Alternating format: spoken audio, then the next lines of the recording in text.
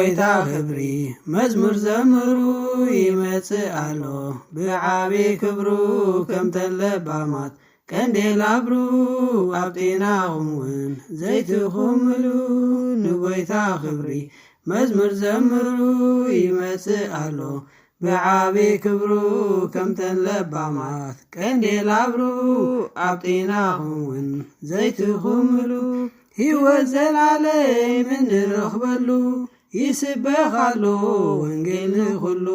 ከም ፍቓድ ኣምላኽ እንተነበርና ኣብታ መንግሥቱ ክንህልው ኢና ኣብታ መንግሥቱ ክንህልው ኢና ንጎይታ ክብሪ መዝሙር ዘምሩ ይመጽእ ኣሎ ብዓብዪ ክብሩ ከም ተለባማት ቀንዴል አብሩ ኣብ ጤናኹም እውን ዘይትኹምሉ ብርሃን እንከሎ ንጥቀመሉ ጸልማት ከይመጽእ ሰብ ዘይዓየሉ ምድሓን ነፍስና ዕላማ ንግበር ኣብ ዘይጠቕመና እምነት ኣይንበር ኣብ ዘይጠቕመና እምነት ኣይንበር ንጎይታ ክብሪ መዝሙር ዘምሩ ይመጽእ ኣሎ ብዓብዪ ክብሩ ከም ተለባማት ቀንዴል አብሩ ኣብ ጤናኹም እውን ዘይትኹምሉ እግዚአብሔር ኣቦ ጎይታና ብወዱ ገይሩ ምሕረት ሂብና ንወንጌል ሓቂ ሸለል ንዝብሎ መዓልቲ ፍርዲ ቀሪብልና ኣሎ መዓልቲ ፍርዲ ቀሪብልና ኣሎ ንጎይታ ክብሪ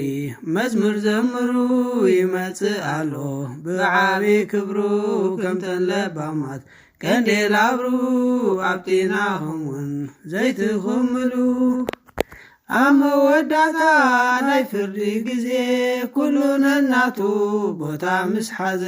ጻድቃን ብየማን ሓጣን ብጸጋም ሽዑ ይጠቅምንዩ ምሕር ቃማስናን ሽዑ ይጠቅምን ምሕር ቃማስናን ንጎይታ ክብሪ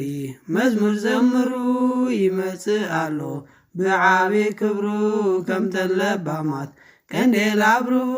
ኣብ ጤናኹም እውን ዘይትኹምሉ ብስም አቦን ወድን መንፈስ ቅዱስን ሓደ አምላኽ አሜን።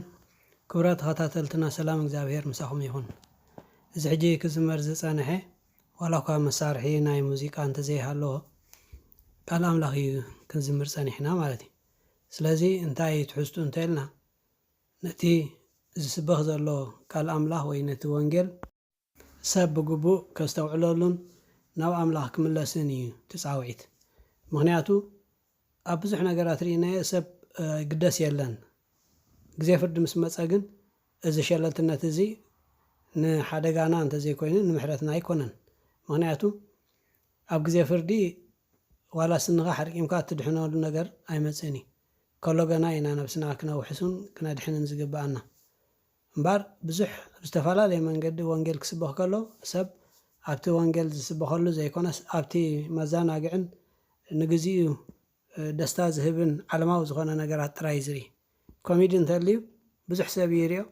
እንድሕር ዳ ቃል ኣምላኽ ኮይኑኻ ሰብ ኣይግደሰሉን። ስለዚ ካብ ከምዚ ነገር